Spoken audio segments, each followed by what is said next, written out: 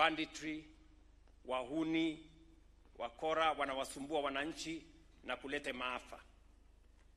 Katika hizo sehemu zote, mimi nataka niwaulize nyinyi kama officers, frontline officers, wale officers wa mstari ya mbele, nyinyi ndio mtatusaidia kujua hawa watu ni kina nani, kwa sababu haiwezekani wahalifu waishi mahali popote Kenya pasipojulikana, kwa sababu tuko na chief na assistant chief kwa kila kona ya taifa letu la Kenya.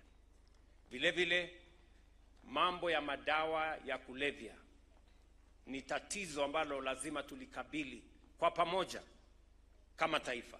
Tunapoteza vijana wengi ambao wanaangaishwa na madawa ya kulevya na ulevi na mambo yale mengine yote ambayo yanasababisha hata uhalifu uendelee katika sehemu tofauti tofauti.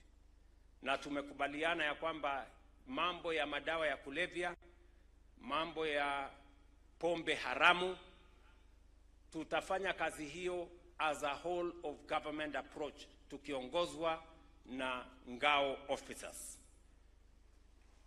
Vile vile tumekubaliana ya kwamba sisi ni nchi ambayo tunafuata sheria.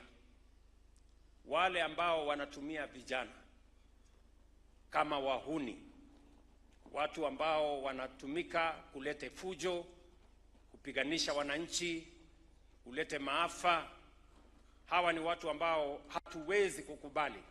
Na nishamueleza Inspector General wetu wa polisi kwamba watu hawa wote lazima wachukuliwe hatua kali za kisheria, ndio tukomeshe uhuni na mambo ambayo yanaharibu usalama katika taifa letu la Kenya.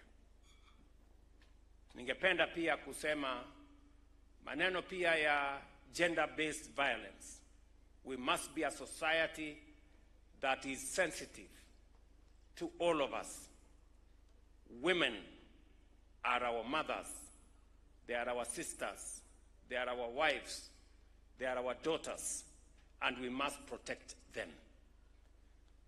Mimi sitaki kusema kuzidi hapo. In conclusion, I reaffirm that the success of the bottom-up economic transformation agenda and the future of our nation rests heavily on your leadership at the grassroots. You hold the trust and confidence of the Kenyan people. Let us together build a safer, stronger, and more prosperous Kenya. Asanteni sana. Mungu awajalie. Mkirudi nyumbani, msalimie sehemu zenu za wakilishi, msalimie familia zenu, msalimie wananchi kule mashinani, lakini mnajua tunakutana